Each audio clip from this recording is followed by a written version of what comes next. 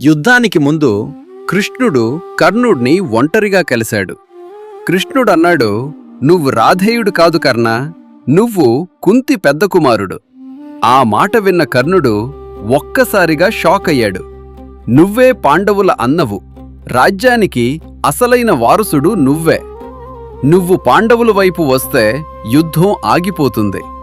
ఆ మాటలు విన్న కర్ణుడు కొద్దిసేపు నిశ్శబ్దంగా నిలబడ్డాడు. కాని చివరికి తనను పెంచిన దుర్యోధనుణ్ణి వదలలేకపోయాడు. కర్ణుడన్నాడు, "నాకు జన్మ ఇచ్చింది కుంతి, కాని జీవితమిచ్చింది దుర్యోధనుడు. ప్రపంచం నన్ను అవమానించినప్పుడు నన్ను రాజుగా నిలబెట్టింది అతనే. ఇప్పుడు అతన్ని వదిలేస్తే అది ధర్మం కాదు."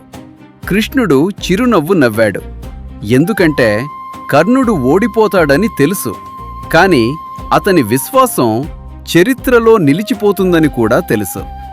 మరిన్ని షార్ట్స్ కోసం మా ఛానల్ని సబ్స్క్రైబ్ చేయగలరు.